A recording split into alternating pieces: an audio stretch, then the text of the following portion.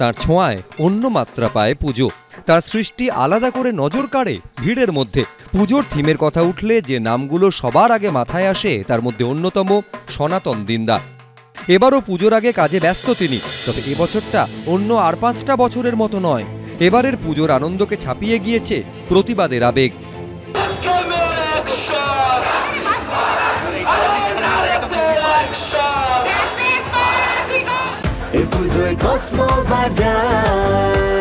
Happy ফ্যামিলির happy smile. Cosmo বাজার, পুজো in style.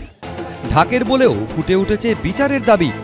সাধারণ মানুষের আবেগের ঢেউ শিল্পীর থেকে বেশি কাকেই বা নাড়া দিতে পারে। তাই এবছর শিল্পী সনাতন দিন্দার দেবী মূর্তিতে বদলের ছোঁয়া।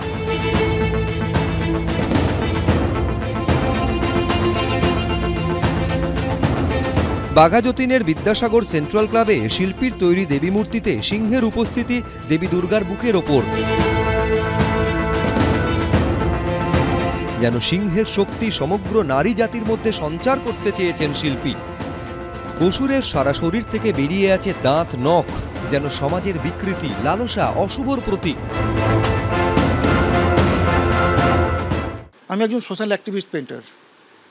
যা কিছু সমাজে ঘটে সেটার আজ আমার শরীরে এসে পড়ে।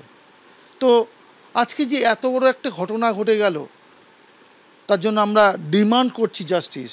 আসলে এই শিল্পই হচ্ছে পৃথিবীতে প্রথম বিপ্লবের মূল চাবিকাঠি, এবং শিল্পীরাই সেটা করেছে সারা পৃথিবীতে আমরা দেখে এসেছি।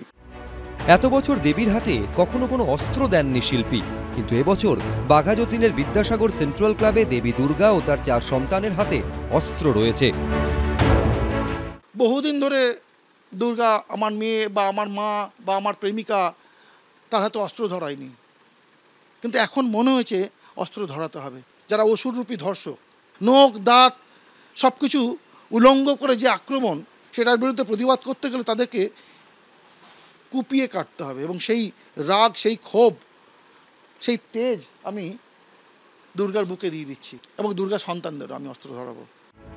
এই পুজোর এবারের থিম যুদ্ধ করে করবি কি তা বল। সেখানে দেবী মূর্তির মধ্যে দিয়ে অন্যায়ের বিরুদ্ধে লড়াইয়ের বার্তা দিতে চেয়েছেন সনাতন দিন্দা। ভবানীপুর 75 পল্লী পুজো কমিটিতেও প্রতিমা শিল্পী সনাতন দিন্দা। এখানে দেবী মূর্তির অসংখ্য মুখ, এক দেবীর মধ্যেই যেন রয়েছে হাজারো তিলোত্তমা। তুলির আঁচড়ে তিলোত্তমাদের যন্ত্রণাকে ফুটিয়ে তুলতে চেয়েছেন তিনি। আজকে কলোনি তিলোত্তমা হয়ে উঠছে। তিলোত্তমা হয়ে উঠছে এই কারণে প্রত্যেকটা ঘরে ঘরে, প্রত্যেকটা অঞ্চলে, প্রত্যেকটা মাঠে ঘাটে, বন্দরে বন্দরে একটা করে তিলোত্তমা 10 হাত নিয়ে জন্মাচ্ছে। এটাই আমার পরিকল্পনা ছিল। তার প্রতি আমাদের ভালোবাসা, কারণ শুধু মা বলে প্রণাম করবো তারপর বিসর্জনের উল্লাসে ভেসে যাব তা তো নয়। এই যে দেবী হয়ে ওঠার প্রবণতা, এটার থেকেই আমি তিলোত্তমাকে এখানে রিপ্রেজেন্ট করছি। আরজিকর কাণ্ডের প্রতিবাদে গর্জে উঠেছিলেন শিল্পী সনাতন দিন্দা। তার তুলির আঁচড়ই চিৎকার করে জানিয়েছিল বিচারের দাবি। এই ধর্ষণ ও খুনের প্রতিবাদে রাজ্য চারুকলা পর্ষদের সদস্যপদ থেকেও ইস্তফা দিয়েছেন শিল্পী। এবার নিজের সৃষ্টির মধ্যে দিয়েও প্রতিবাদের ছবি আঁকছেন তিনি। অরিত্রিক ভট্টাচার্য, এবিপি আনন্দ, কলকাতা।